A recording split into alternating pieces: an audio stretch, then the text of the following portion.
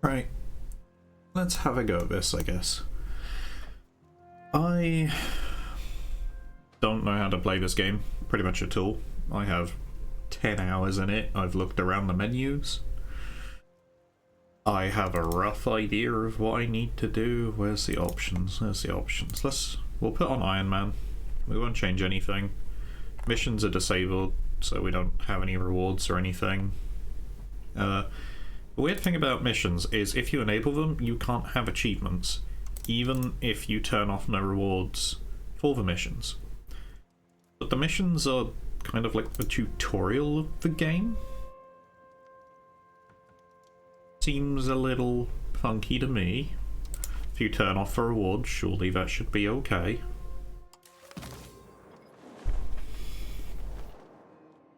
So I quite like Milan, but when I'm gonna have to check that, give me a second. Alright, sorry about that. So, I'm not on the clock, I'm actually on holiday, but works don't tend to function without me a lot of the time, so I'm almost always available. So, you get a lot of hints. I'm going to ignore this for a minute. And Milan starts in a really weird position, right? Almost nothing is integrated. I do not understand how nothing can be integrated, but here we are. So we have buggered control pretty much everywhere, simply because, well, it's conquered, it's not actually there. And our control's declining because we're above maximum. So, first things first is we should make it controlled, because if we make it... this is conquered too. How much shit is just so buggered. Like, this is our maximum control here, because it's core territory, because it's got integrated. So it is a 30% maximum control flip from -10 to +20. So this should be 75. Which hurts a lot. So our main goals will be to integrate things first, start with the closest things. But I have played a little bit of Milan. We are going to end up at war with Verona. That is just what happens. We get called in. Well, I think we declare it technically. So we will be fighting this way. It's not going to be that fun of a war. The last time Florence joined in and a few others, and that made it manageable without understanding how the game works at all. I still am kind of yet to figure out how to make crown power better, but I think that increases with time.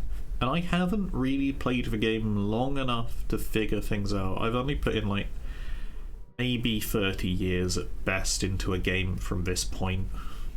And I was playing as England. And England is a fair bit easier. You can kind of just build roads, and that fixes the initial economy quite well.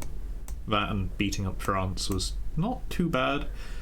Their AI vassals were all disloyal at the start, so the first war went easy. Second war became a bit more rough, but I nicked Normandy, who is a big one, so the next war would probably go pretty easily. I had a clear shot to Paris. Verona, it's a little different to deal with. Their capital is here, I believe. This is their capital? Capital, yeah. But we have to break through a fort here. So we would break through this, and then we could go break this one down, and this is also a fort. But there's no fort here.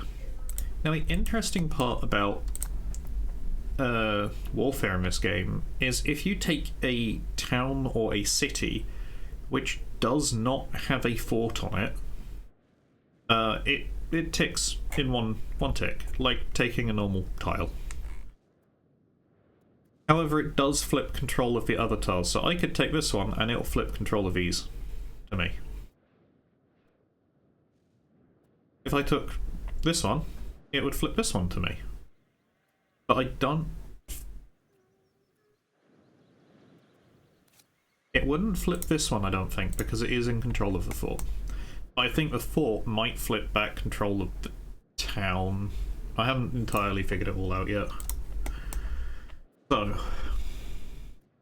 first things first, our cabinet slots. We have to deal with the military side of things. There are different values, and they have different types associated with them. We are going to do a lot of integrating province. So for our first people, I'm going to find the highest military scored ones, which I guess is this guy. And he is actually a royal as well, which is interesting. We can do something with that too. I might just take this guy if there isn't too much difference in it. Yeah, because he's also of the royal estates, and that will give me more crown power if I do things right. So we're going to set you to integrate Navarra. And we're going to set you integrate. We'll start here. Spare money will probably go into building roads to help with control. Control is affected by proximity to capital, right? So this is the proximity to capital. From Milano to Pavia, apparently, is quicker than just straight to Lodi. But I'm pretty certain if we built a road, it's because there's a road here to Pavia to here, but if we built a road from here to Lodi, that would definitely be quicker. So we will be doing things like that in our early game, because I don't understand the building side of things yet. There's a whole market system that, yeah, we'll need to make things. And laws not codified. So, do we want to have increased trade advantage or minting or trading efficiency from regulation? And that's going to come down to what raw materials do we have? Do we have gold? Is that our gold tile? It is our gold tile. But we can keep gold and silver in the country and mint more with it. Might not be a bad idea. Stone and iron. There's silver around as well. We'll probably head over this way to get silver. And we might try and form Italy in this run. We'll see. Right, I know I got a second message. I'm pretty certain it was probably just saying all good, but I'm just going to check it again. Sorry. Alright, sorry about that. That's all that sorted. I think I was on about minting, wasn't I? The easiest way to do taxes and things is to set this all to automatically put it to 50. I don't want the estates being grumpy. They give negative penalties for it. What?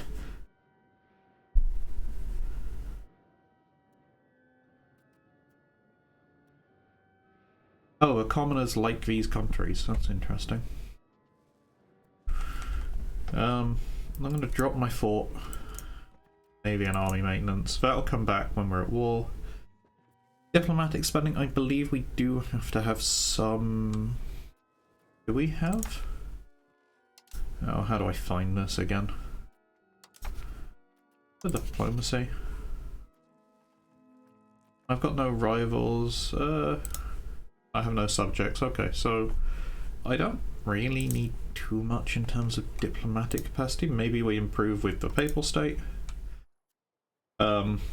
Or we can improve with the emperor. That will be a interesting event chain of some description. Effectively, this is the members of Italy which align themselves with the Holy Roman Empire. And usually I like to stay in the Empire, so I will probably follow that path and see where it leads. Oh, apparently I am the leader of this. Interesting. We have inefficient minting because goods haven't entered the market yet. That's fine.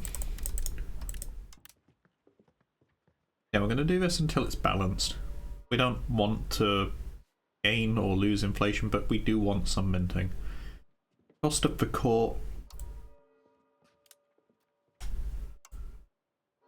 We can't be losing money like this, can we? Are we buying food?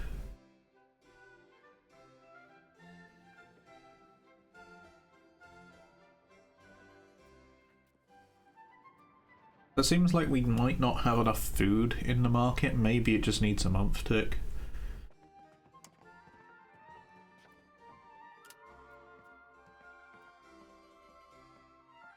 We will lose Republican tradition if we do this. We will gain it. And I believe this is monthly? Yes. So this is a monthly change, not yearly.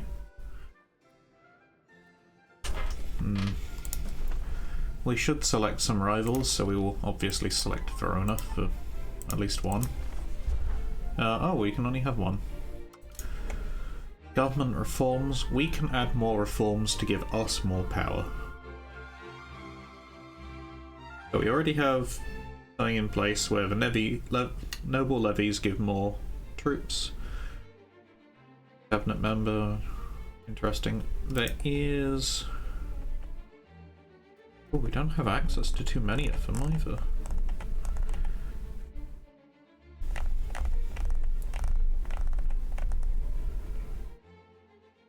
We can give the burghers more power for more tax efficiency and move towards plutocracy.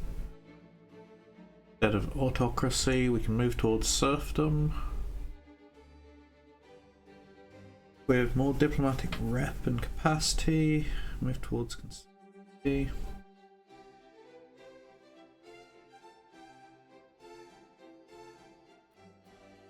So, society values is this monstrosity of a thing.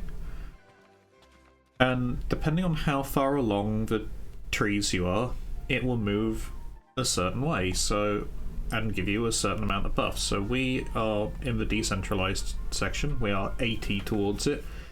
So we're getting 80% of the maximum buff of decentralization, which is less war exhaustion, counter-espionage is hitting us harder, but my subject loyalty is increased and my state satisfaction equilibrium is 4 higher. Cool. But if I go towards centralization, I get more crown power, I can be at war for longer, my proximity cost is reduced, my counter-espionage is better. So centralizing is just better, really. I'm not really too fussed about state satisfaction. I might have subjects. We'll see. So moving towards centralization, always good. I'm gonna have to probably write this down because I am not going to keep track of this. Let's do that. Let me bring up Excel. Just have it on the side for myself. So we have centralization and decentralization, and I want to go this way. And decentralization, I think, is just it's not, well, look, maximum war exhaustion isn't great, but if you're not fighting a big country that will just beat you up, it's probably not the end of the world. Warfare I haven't found too difficult. Can we fight something like France? No, we can't. It's not happening. If we're equal with something, we will probably win. So I don't think decentralization's the end of the world. Traditionalist, so more state satisfaction. Institute embrace cost is not that nice. Cultural tradition, right. if I've understood it, and I haven't understood the depths of it yet, cultural tradition is different to cultural influence. Your cultural tradition is your defensive bonus towards your culture. Your cultural influence is offensive. So if your cultural influence is higher than their cultural tradition, you convert people faster to your culture. Stability, investment cost reduction, that's not too bad. So it's quite internal. Maximum literacy, that is insane. So this affects technology, straight up. Institute embrace cost, so that's 50% reduction. Influence, so you can go on the offensive with your culture, which will be great. I wouldn't mind doing this.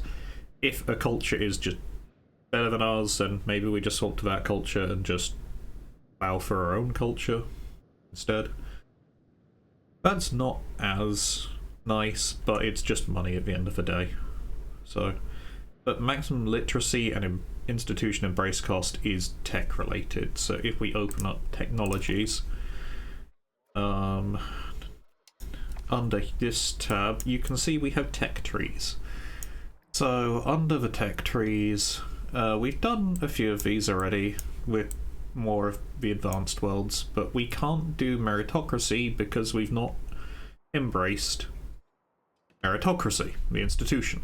So not meritocracy the tech, meritocracy the institution. And meritocracy the institution has to spread to us a certain amount, and then as per the old game costs money, but it also costs stability. A lot of things cost stability in this game, so keeping your stability high is quite important. And stability effectively has a monetary cost to it and is used for other things as well, so stability is a big one. Republican tradition is pretty big. This is like your legitimacy, so it's on a similar vein.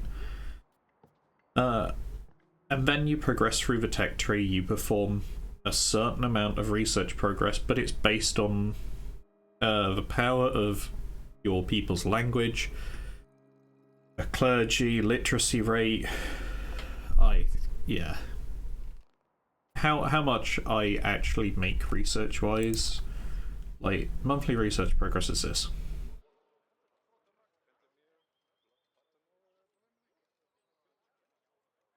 So literacy does have quite a big impact, as well as the number of institutions. It seems like it's 5% per institution, maybe? And how happy the clergy are as well. And you don't tax the clergy at the start of the game, so they're always pretty happy. They don't get taxed. So, you know.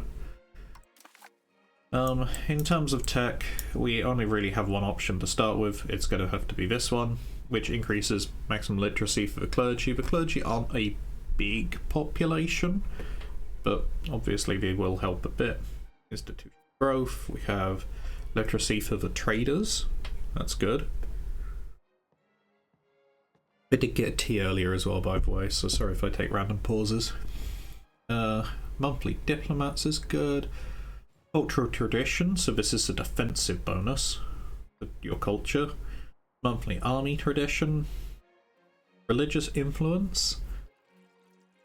Stability investment, so this is a permanent 0.02 to stability, so it will always tick up better. There is a decay if you are higher as well, so this is a good one, especially for our nation that can't really afford anything at the moment. So we might go this way. Diplomatic capacity, so you can only have so many diplomatic relations with people, and depending on the size of the country and what action you're performing. And I believe you can talk to the same country multiple times and it will cost multiple sets of things as well, which is again scaled by the country size.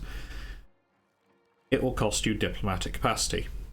To increase that, you can spend money, but only to a certain amount, and then yeah, that's it. You have a certain amount of capacity before things break, and I'm not sure I want to find out how they break. Cost of purchasing food, so you can purchase food in this. As I think we saw earlier, I am purchasing food because places are not receiving the food they require. We are buying it off of the global market and we're having to pay a hefty price to do it. So another country is benefiting from us buying food. I am not happy with that. We will probably try and fix this immediately if it does not fix. I think these are just buildings that cost money. They just do. Fine. I'm skipping around. Back to the tech. Finish off the tech. You had 2 left. So, maximum RGO size in rural. That is a big one as well. That will increase the amount of primary resource production buildings we can build. I'll show you that in a minute. Oh, and we have construction speed, so construction speed's nothing. So when we go back to this, so we have raw materials. Each tile can produce a particular material type, and it is built here. Only this tile will only ever produce this resource, to my understanding. So we have a decent amount of wheat, but if we have a look back here, there's something called sturdy grains. Now we do not have access to sturdy grains anywhere here. I think, yeah, there's some here. These are sturdy grains.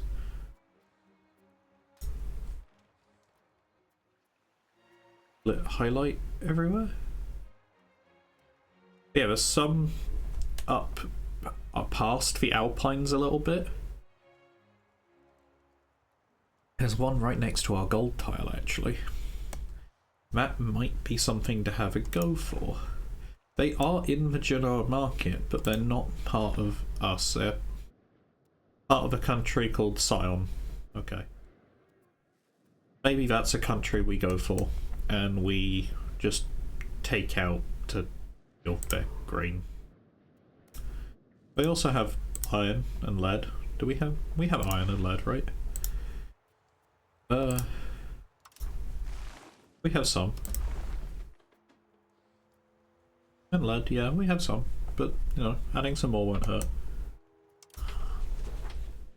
It's not too far from our capital, but preferably we'd like to wipe out this way, and things are going to get weird quickly. Just pick up organised religion, and we'll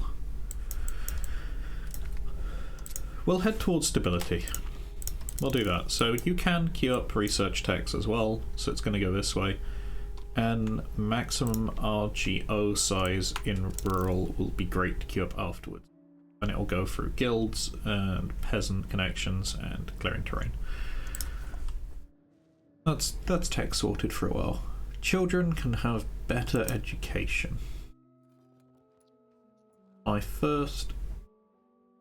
Okay, well, giving you a better education at this time in your life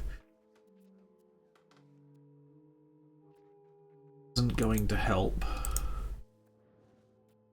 I mean, we'll swap you to military, that's fine. You can be a great militarist.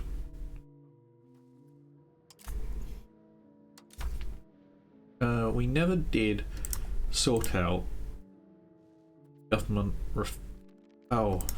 reforms here. But we were looking into values as well, weren't we? So we've been over innovative and traditionalist. So tradition.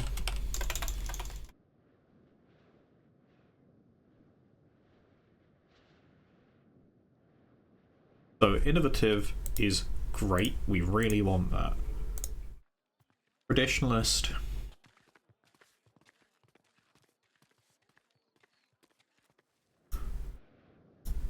I'm going to say it's straight up bad on my chart compared to innovative, so we always want to push this if we can.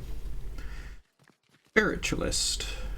So, and humanist. Presumably this is the religion side of things, how tolerant or intolerant of other cultures and religions you are. So, possible clerics in towns and cities is increased, so there's more clergy. Pop conversion speed. Pop conversion speed. Convert pops. And conversion is religion. Well, we don't have problems with religion yet. Pop assimilation speed, I believe, is culture. We don't convert people's culture very quickly, but we can convert their religion quite quickly. Antagonism, religion, influence. Affects how much religion affects a country's antagonism towards others. So antagonism is your AE. I don't know the exact number of how a coalition forms. I think it's still 50. But I haven't tested that just yet. My England game, they got a little twitchy with me. Well, France did at least. But it wasn't bad enough that they formed one. Tolerance of true faith. So presumably this is a stability effect. Like rebels and things.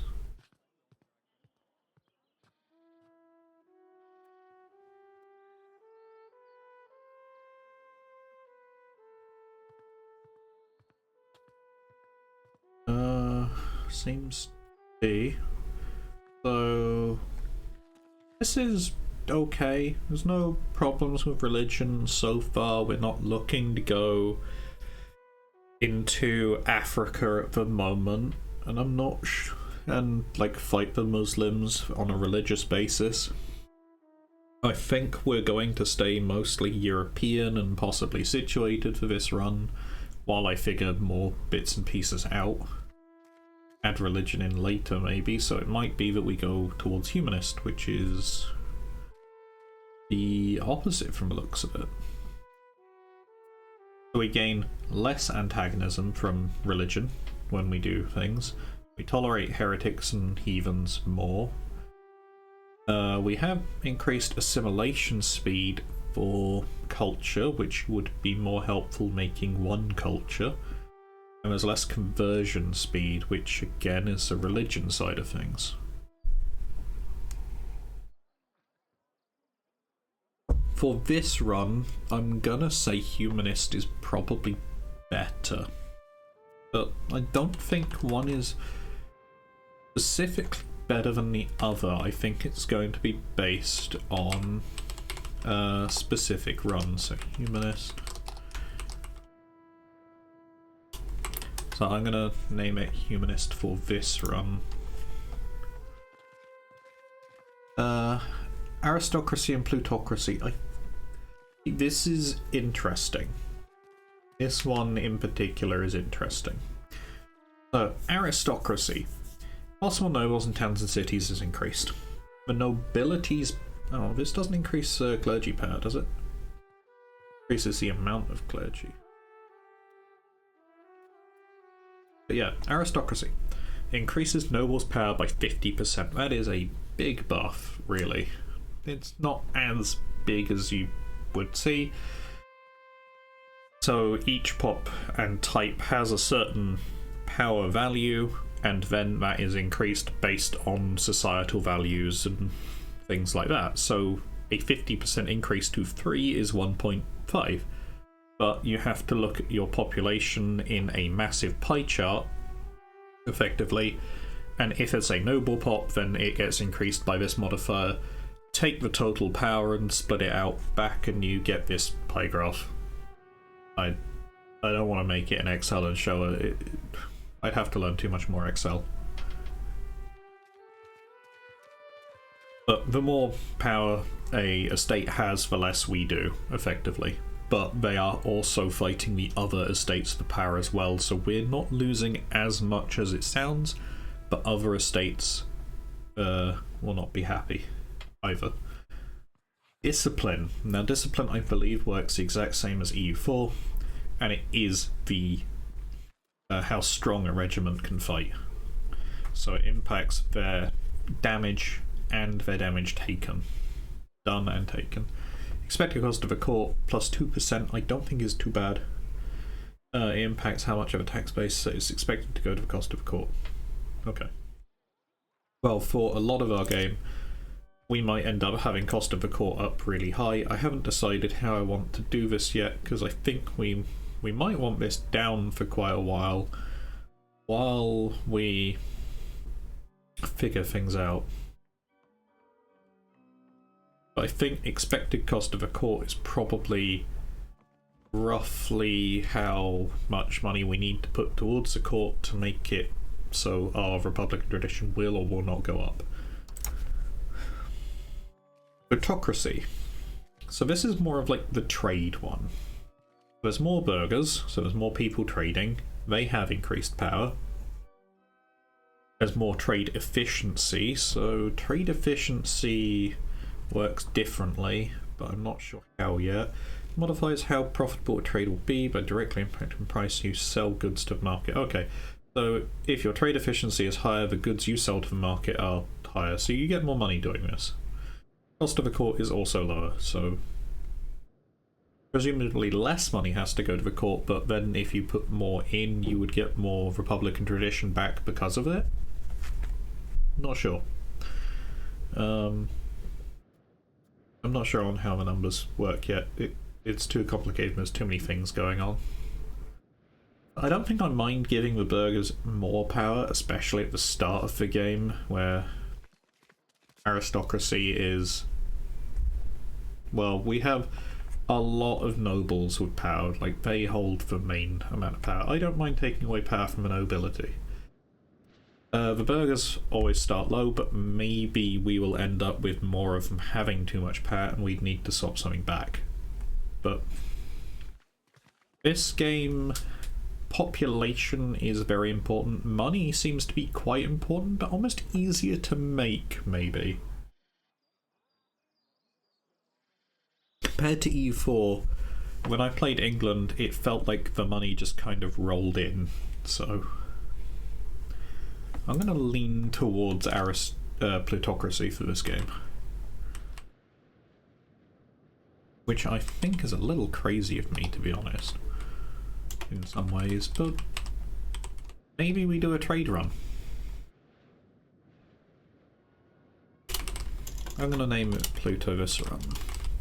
Because again, I think both work, but I think we're going to be mostly here, figure out trade and go from there. Now we have serfdom. Serfdom, maximum tax for peasants' estate. So we tax them more. Peasant food consumption's increased. Labour's food consumption's increased. Now that actually might be good, because we can sell food to the market and they're eating more. Raw material output increase, that's always great. Supply limit increase, that's also good, because that means our armies can move more.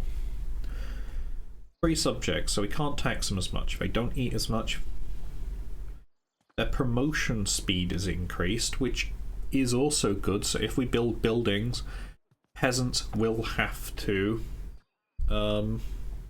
promote. And monthly prosperity, I don't know about prosperity so much. Prosperity represents how prosperous and reasonable.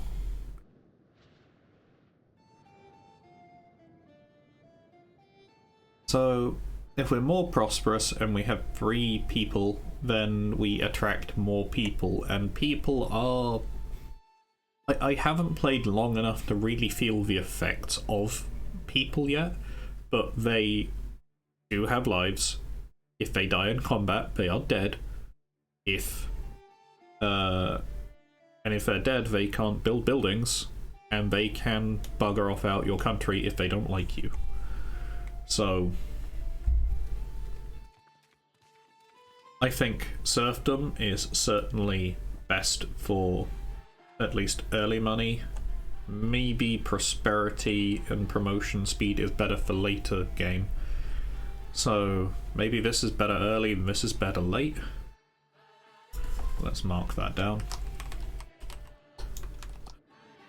Type apparently, because I'm not starting in the right place. Free subject. I don't think we're going to unpause the game in this first hour. I'm just going to be checking things out and talking the whole time.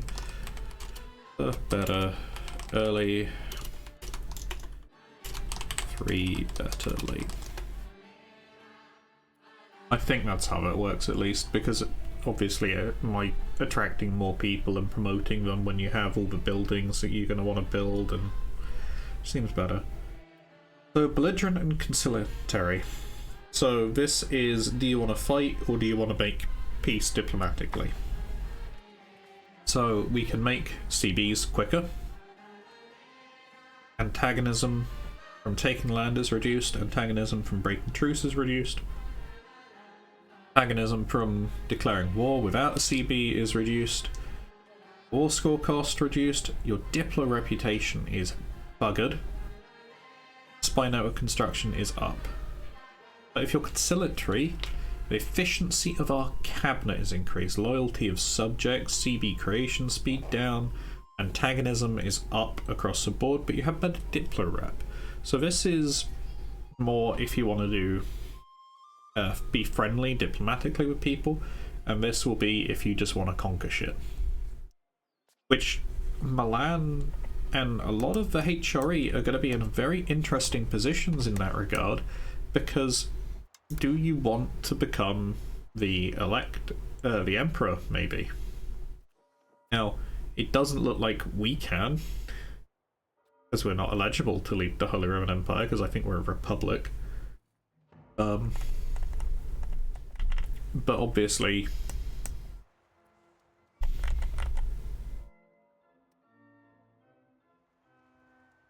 why are we not eligible? Is it?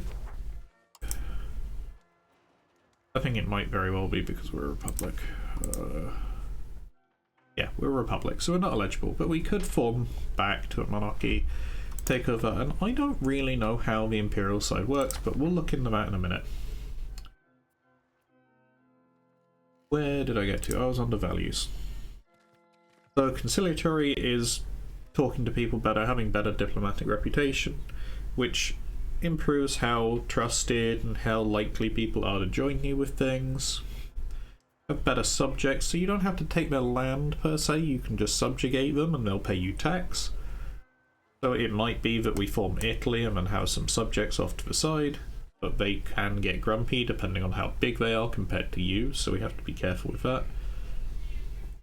Or we can just say fuck it, balls to wall, and try and kill people. Yeah. I think eventually we will end up conciliatory, but not anytime soon. So, Jesus. So we have belligerent and conciliatory, but I'm gonna leave them as is for now.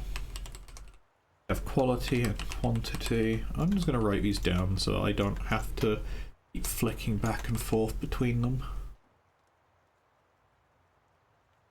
Have offensive and defensive. We have land and naval.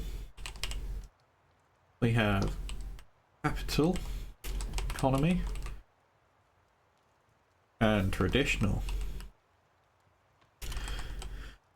economy. And we have individualism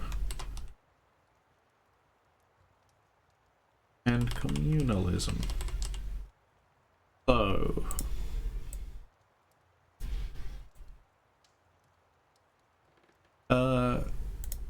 quality versus quantity. So increased cost for the army, but better army morale, speed, better tactics, and tactics is the defense of a regiment, how much damage they will take. So between tactics and discipline, take reduced damage. Better army initiative. Initiative is quite important because that's how often the unit, how quickly a unit will join the combat.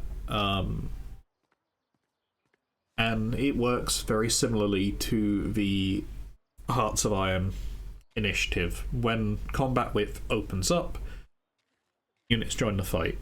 So they've got the combat initiative from the Hearts of Iron game, and you'll see that the combat system itself seems to be the Crusader Kings combat system, where you have a left, middle, and a right flank. But how firearms come into this is another thing that I don't know about yet, but we'll get there later. Quantity, we have reduced army maintenance, more frontline. Ooh. Oh, impacts of frontage. Oh, that's possible frontage, not used frontage. So that is, you have a bigger front line, but your units don't join the battle as quickly. But they do consume less food. So less food consumption. They don't join as quickly, but you can have more units in the front. So it's kind of like swarming, basically. You just swarm the enemy with tons and tons of troops. The notices don't actually increase or decrease how much military you have, just how much it costs more than anything. So quantity is decreased costs, and you swarm, but they're not as good at joining the battle, whereas quality increases how much they cost, but you take less damage overall, and you're more likely to join the combat quicker, with better morale recovery speed as well. Morale is important. If you move around, you lose morale, so it's important to stop and start your army here and there in the early game at least. So we'll look into that. I personally think quality is almost always going to be better. The military tactics is a massive thing, because taking less damage means your troops are dying less, and if your troops are dying less, you have more population for production and things later. Unit food consumption is a big one, so that you don't starve. And the possible frontage, if you had a big country, could in theory take less damage in battles, because you'd win the battle quicker by swarming your enemy quicker. So there's an argument either way. I personally think military tactics is massive if it works the same, which I don't know if it works the same. It's really hard to determine if it's going to win or not, considering I'm 4 tooltips down and I still don't have a figure on how it works, but I think quality is going to best quantity. Offensive versus defensive. So this will be how quickly you can siege or defend forts mostly. Offensive, so we have increased army movement speed. Fort defense is reduced a lot. So your forts will not be defended pretty much. And fort defense is quite big because it's how quickly before a new siege tick happens. So every time you have a siege tick, you are rolling a dice. If the dice roll doesn't go in your favour, or if you're attacking it does go in your favour, then the siege tick will advance. In terms of us defending, having minus 50% fort defense, if a siege tick took 30 days, it now takes 15. So that is quite a big difference. You would always have to be on the attack, and usually when I am at war with things, I am on the attack, so I don't mind as much. The AI doesn't tend to capitalise in a great way all the time. EU5, we'll find out. Siegeability. Siegeability is interesting in this game, because if you are sieging correctly, you do not take attrition damage anymore. Attrition is not as big of a problem. It is still a problem, and it will bite you very quickly and hard if you bugger it up. It makes England very defensible now. It is very hard to siege England. I saw a 5k army of France. They landed here, they took a town, marched up here to Windsor, sat on this fort, and starved. And before they took the fort, they were down to 3,000, 2,000 troops. I managed to raise up a few random levies because my main army was dealing with the French over here, and just put them down. That was it. They just starved themselves into an impossible situation. If they took the fort, then they would have had food, and suddenly I had a different problem. I have a French army in my land that now is supplied, but supply has a certain range. I haven't figured it out yet, but if we went and sieged this fort, unless we went over the supply limit of the tile, we would not take damage. We just sit there and wait for the ticks to go. So attrition is a weird thing, just don't overstack a tile. Assault ability, so that will be actually running at the fort and attacking it to get the fort done quicker. You won't see me doing many assaults, I don't think. I don't tend to like throwing bodies at the problem.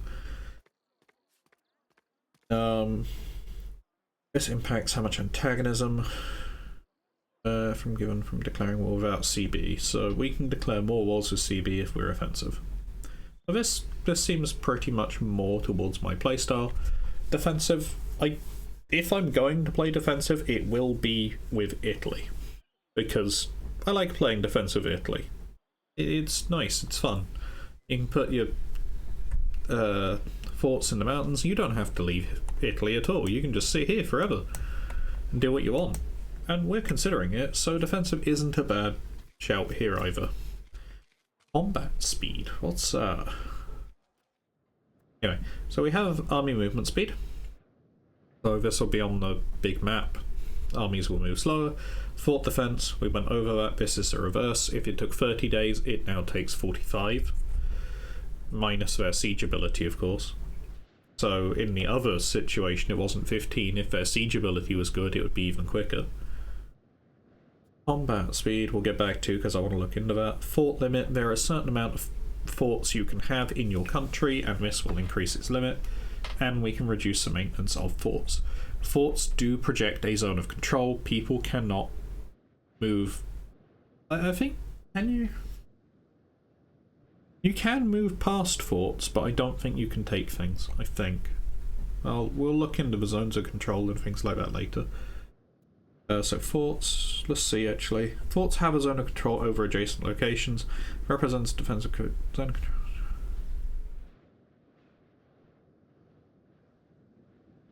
Yeah, so we can block people out with zones of control. So if we had forts through the entire mountain range, no one could come into Italy itself without either landing with a naval landing or just breaking through the forts. So defensive is good in that. Combat speed impacts the combat speed of a regiment or ship in battle. Combat speed, the ability to move from a reserve section inside a battle. Okay, so there's a speed at which a unit can move from reserves to a battle section as well. Interesting.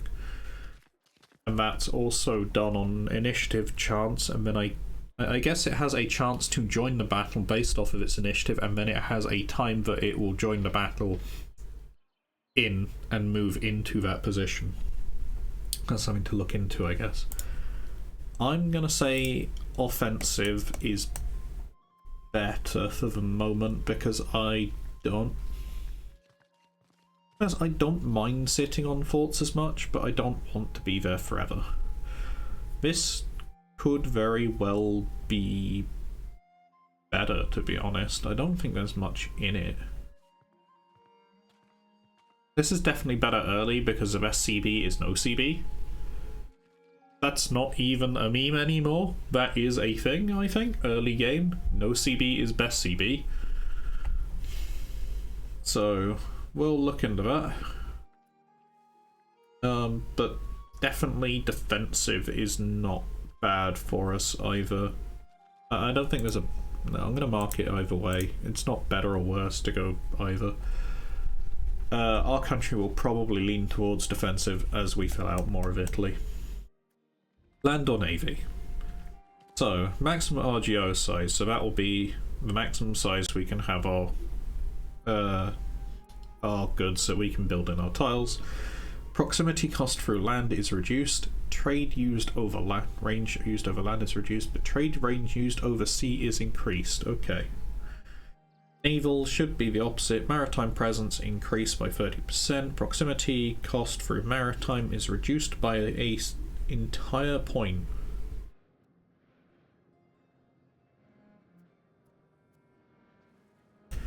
I think here might be the best place to check proximity.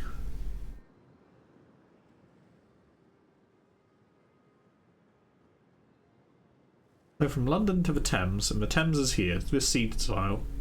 And from London to this sea tile, it is 3.4. You could reduce it by 1 being fully naval. But Thames to the Straits of Dover is -16. And then the Straits of Dover to Montreal is minus 36. So between all of it, you're getting about nearly minus 60, yeah. Which gives you the 43%. So sea tile to sea tile is pretty rough. -1 would help a lot for a colonial empire, maybe, going to here, but it's not that big of a deal. Proximity cost for land, -10%, so we could have a look at Lodi here. Lodi, Milano to Paravia is -18. I don't know why there is quite a bit of proximity problems going on. Milano to Monza is -18.25, right? But it has a road to it, and I know roads, a gravel road reduces its proximity, I believe, yeah, by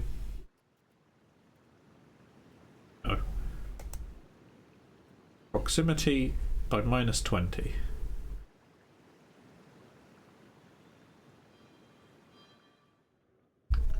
Is there a proximity to capital? There we go. Proximity cost for land is +40. So reducing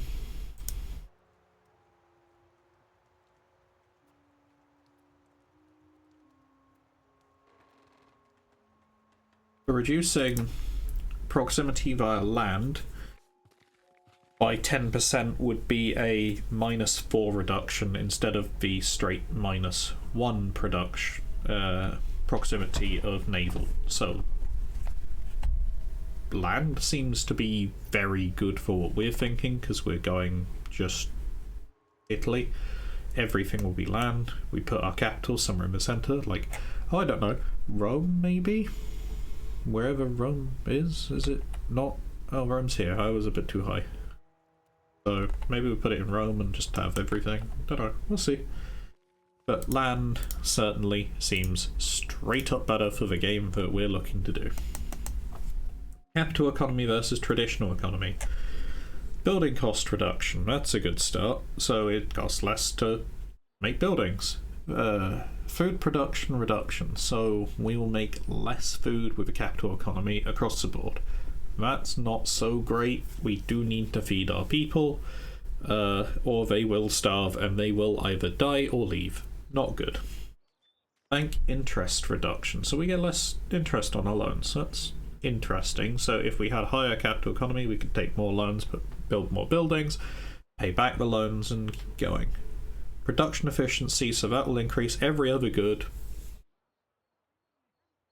I wonder, it would probably increase food production as well, or is it just of buildings?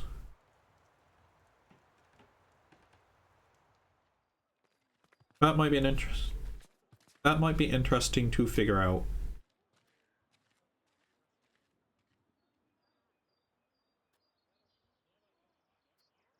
We can see what's pushing everything. So, traditional economy. Buildings cost increase. Great. Raw material output is good, so that'll be RGOs in particular. Population capacity increased. I do not know what the population capacity is, but it's nice that would be increased. And there is also food production increased, and food production would also be raw material goods, so I think that might be a double whammy as well. Capital economy is pretty good. You're basically just building here, and you want to be building just here because this has 100% control. This is where you tax people. And taxes are based off of good fun things. I'm going to go capital economy. Stop spazzing out and trying to give people seizures. We do not want that. Individualism. Let's try this. I'll have a crack at tax just before we cut for the hour. So, state satisfaction equilibrium down. Not great, but not bad. Army morale is increased. Navy morale is increased. Migration speed is increased. So, you get more population and more army and navy morale for having individualism at the cost of the estate satisfaction. That is not a bad trade-off so far. Cost a lot less to revoke a privilege. The estates are a little happier, but not much. Migration doesn't happen pretty much. And pops rebel less. Because the threshold from joining is decreased. So if a pop isn't satisfied, it might join a rebel. A rebel group, and that'll start happening. I quite like individualism. It makes my army a better quality, and we get more people into the country at the cost of the estates being dissatisfied. So I will mark individualism. So far I want to be central, I want to be innovative badly, I do not want traditionalism. I don't like the idea of techs being more expensive at all. Versus the tech advantage you get here. Maximum literacy is just so good. It increases your tech speed by so much, you'd get ahead of the game so quickly. I want to be humanist this run, but I didn't really have a preference on whether I was religious or humanist. I want to be plutocracy this run, because I think we're going more trading than war, so later on plutocracy will be better. Serfdom is better early, free subjects is better late, so we'll probably head towards free subjects, but I won't be fussed either way at the moment. Belligerent and conciliatory, I don't think I really care about either of these at this time. I have no subjects, we'll probably get subjects quite quickly, but we'll look into that. And I'm not too fussed about CB creation speed or my Diplo rep. I don't have any Diplo rep to care about. I want to be quality over quantity because I want my army to live longer, and I think military tactics will do that better than the food consumption and the increased frontage. Offensive and defensive I have no preference for per se. I think defensive will be better later for me, but I don't know how the fort mechanics work, so we'll look into that. Land is just going to be straight up better. We're not going colonial empire nonsense, so that is another game for me at some point, but not this one, while we figure out how the base game works without the New World expansion. I want to go capital economy. I think that'll be better to push things towards the capital. Individualism, army morale is just, and migration I think is better than the estate satisfaction and the rebels potentially. We could probably keep the rebels down other ways and the estates happier other ways. So with that in mind, we can go do this. So we do want plutocracy, so I don't mind giving the burghers some power for some tax efficiency. Right? Yes. So sortition is good. Foreign buildings cost? How much? Location owned by another country. I don't know how to do this, to be honest with you. Maybe they have to be our vassal or something. But this isn't too big for me. Progress towards conciliatory. We don't care about conciliatory or not, so we can have more diplo capacity and reputation. We can increase production and move to serfdom if we wanted. Serfdom is better earlier, and we will get more food. Food is money early, so I don't care about this. I don't really care about reputation or capacity or conciliatory, so I think we go agricultural cultivation and sortition.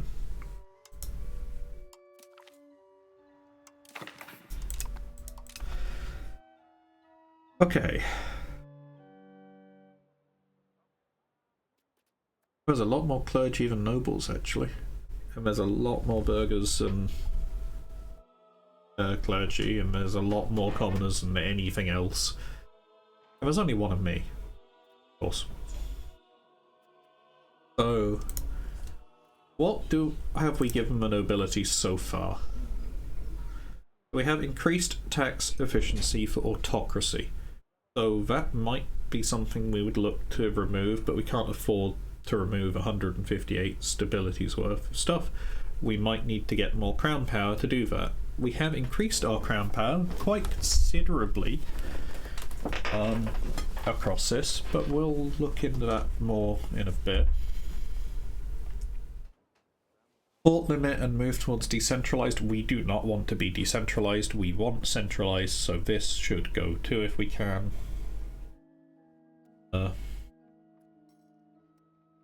This reduces our maximum control.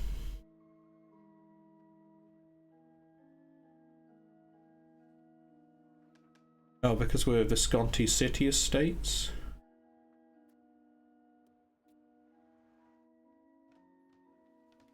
Oh, because it was implemented recently, so we can't remove it.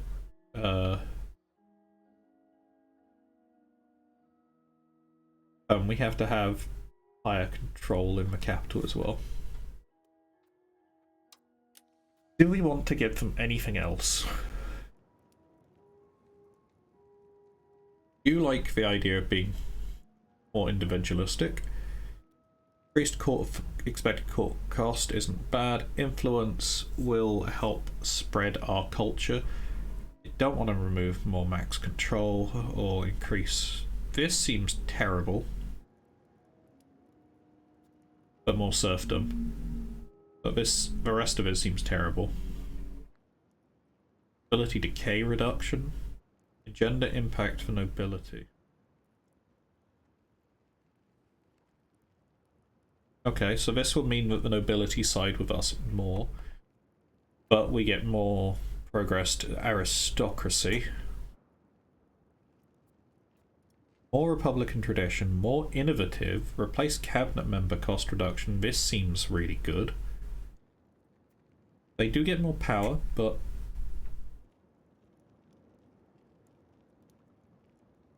that's certainly something to consider. Mercenaries we might not use much. We'll look into that later. This is terrible. But it increases their loyalty to us, so they pay us more taxes for this. But we get monthly Republican... Or maybe... Oh no, because it still gives them power. Sorry. What else have we got?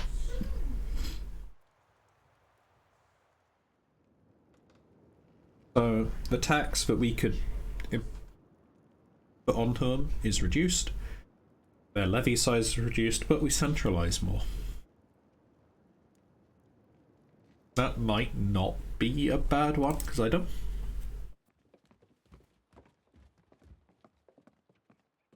Oh no, maximum tax is not very high as is.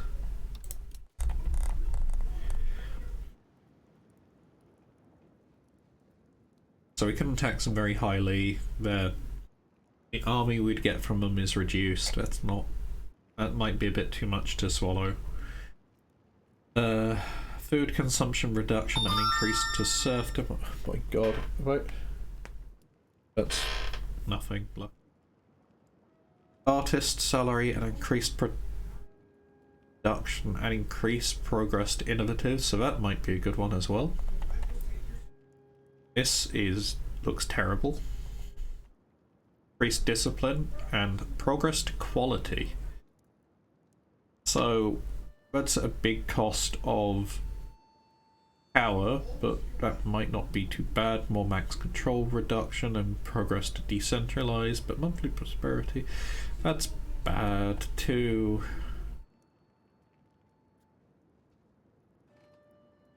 So yeah, we'll have a think about this. I will get back in the next episode.